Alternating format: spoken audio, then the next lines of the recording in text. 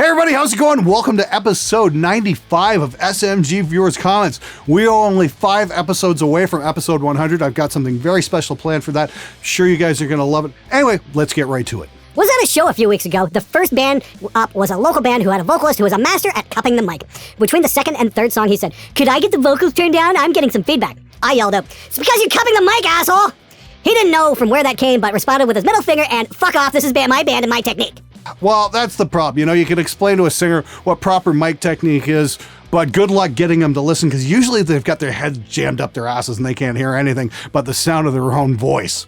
Am I the only one who feels like all those advices look like common fucking sense? Yes, you're absolutely correct in your assessment there, but the question I want you to ask yourself is, take a good look at everybody you know who plays an instrument and ask yourself this: how many of those people actually have a grasp of what common sense truly is? Dude, I like your content a lot. It's funny and creative, but if I may, I want to give you a different approach to your stupid musician.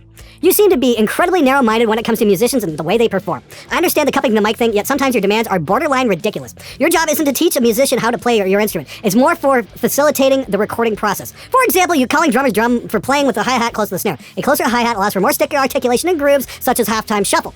Maybe not so much for metal, but that's usually more linear hi-hat patterns. Anyway, the point is that your intense complaining about absolutely everything in musicians is valid at times, but also shows your inability to make good sounds without all perfect conditions. I work in live sound with stupid artists all the time that don't listen, yet we can still manage to put on a decent show. You can disagree with me, though I find it would be hilarious and a little sad if you put me in stupid musician text. You often seem to put valid arguments of people who simply disagree with you there, and it's a little lame. You're not always right, man. Now here's the thing, I've never claimed to be right all the time. I've claimed to just be experienced. Believe me, I'm not disparaging what you're saying there. You've got a lot of valid points from a live sound perspective. And that's the thing. You said we've managed to pull off half decent. Here's the thing though, in the studio, I'm not going for half decent. I'm going for excellence. And I won't accept anything less. Now you talk about, halftime shuffle and that kind of thing. Again, something you're not going to see in metal. Remember, all the advice I'm giving is from a metal audio production perspective.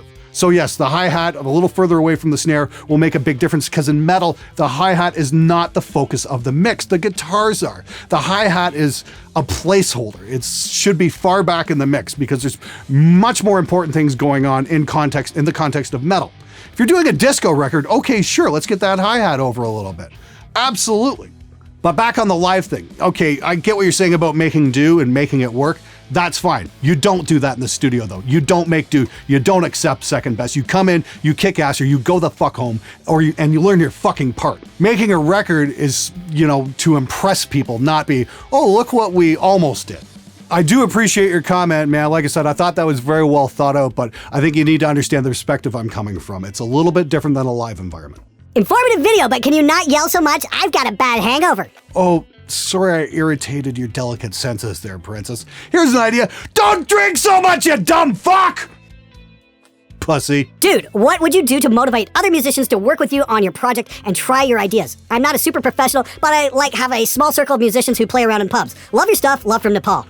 Dude, that's amazing. Thank you so much for writing in. I think that's amazing that there's like a metal scene going on in Nepal. Actually, I think it's amazing. It's like, doesn't really matter where in the world you are, there's some kind of metal scene going on, but it's not the first time I've heard about metal bands in Nepal. So fucking good for you guys. Just like you give a big shout out to all you guys from that part of the world. Holy crap. Thank you so much for watching. You guys are absolutely amazing.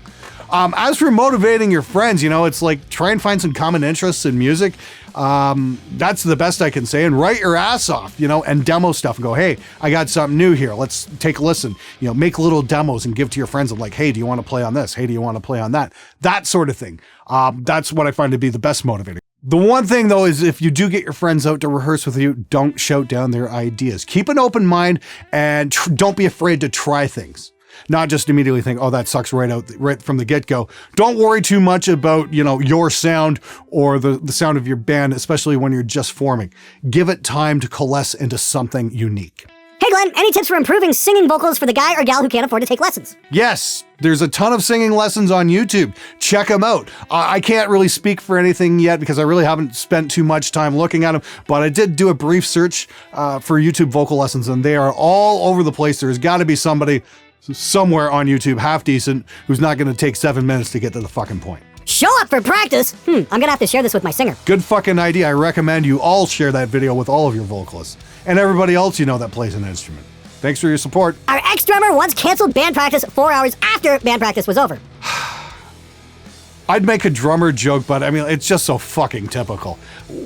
What can you say about that other than I'm sorry you've had to deal with such an absolute idiot? Good luck with your next idiot. Glenn, my friend at college thinks that drummers who use 2 pedals are lazy drummers. Thoughts? By the way, he is a drummer. Well, you're not saying exactly what style of drummer he is, so I don't know where he's coming from. If he's coming from like a jazz background, he might have a point when it comes to doing jazz drums. I mean, like, I don't have a problem with drummers using 2 pedals, but I do metal, so there's a lot of double bass runs and all kinds of intricate patterns going on.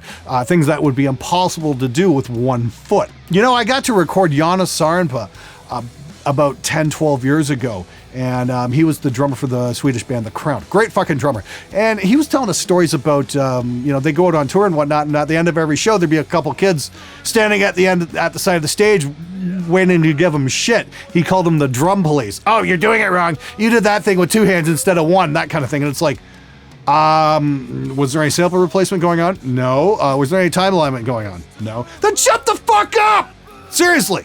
Tell your drummer friend to shut the fuck up. It doesn't fucking matter. As long as it gets results, that's great. As long as it's not being replaced with sample bullshit or, a computer's fixing it and giving us a phony performance. I don't have a problem with how you play it. Just fucking get it done. And keep your fucking hi-hat away from your snare.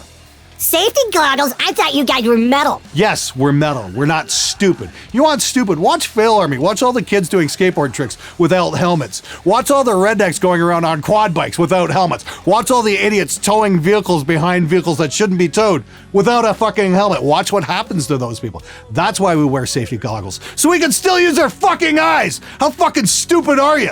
The only place you'd never want to see safety goggles is in porn. Hey Glenn, how you doing? Funny how you said it's good that no one gave that bass player a doctorate.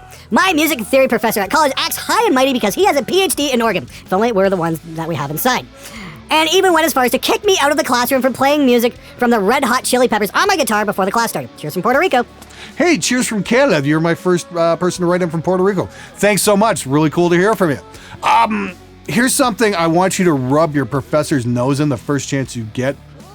Yeah, Mozart never went to university. Oh, and by the way, yeah, your professor from the university, what was his name? Oh, that's right. I've never heard of him. Neither has anybody else. So if a client pays for the mix before any work is done and in the end does not like the mix no matter how many tweaks are made, do you do a refund or will you continue the mix till the client is happy, even though it could potentially take forever? I charge by the hour.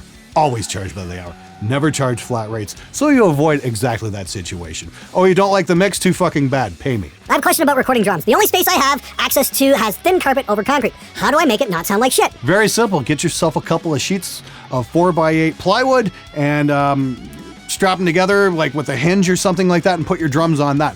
Plywood over concrete is absolutely fine. Carpet over concrete sucks because it just absorbs the high end and then bounces the low frequencies all over the place and just makes things sound muddy. The easiest fix is just throw a couple sheets of plywood down, strap them together so they're not going to twist apart or anything like that. You will improve your drum sound massively. I have to thank the late, great Roger Nichols for that one. He was engineer for Steely Dan, and his records were absolutely magnificent. He gave me that tip about 17 years ago, actually, and I did that in my first studio. Worked like a fucking charm. Good luck to you, man. I hope it works out for you. Let us know. Hey Glenn, what was your opinion on the new wave of British heavy metal period? What are your favorite bands from that period? Well, Judas Priest is my favorite band. They were kind of pre-new wave British metal, but then again, they had their career really took off during that whole period, so you kind of consider them a new wave band.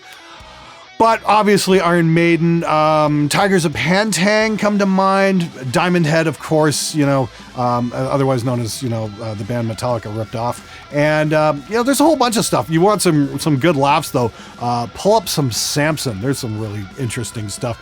Bruce Dickinson's band before he joined Maiden. There's some rather hilarious lyrics in those songs, that's for sure. And the production's kind of, ooh. But interesting stuff nonetheless. That ad before your video was cruel torture. I want a Martin guitar so bad, and because I support your channel, I had to watch the whole thing and suffer through the beauty and jealousy. Funny you mention that. I think my brother's got an acoustic Martin for sale. If anybody's serious about it and wants to get a great Martin in amazing condition, just private message me. I think we can work out a fair price for it. But anyway, thank you so much for your support, and thank you so much for watching the ad. Believe me, it really does help. Can't believe I actually watched you take pickups out of a box. I must be a bass player. When I get terminal cancer, I will wish I had these 7 minutes back. Oh wait, I'm at work, no problems. I can't think of a better way to spend time at work or at school than watching SMG viewers' comments. Thanks so much for your support. All right, that's it for this episode. Thank you to everybody for watching. Thanks to everybody who wrote in. Keep those comments coming, and please make sure you subscribe to the channel. It really helps me out an awful lot. Take care, everybody. I'll see you next time. Hey guys, thanks so much for watching this episode. If you like the content, please support the channel either at my SMG shop or through my Patreon. If you want to see more, hit one of the playlists. Thanks for watching. I'm out of here.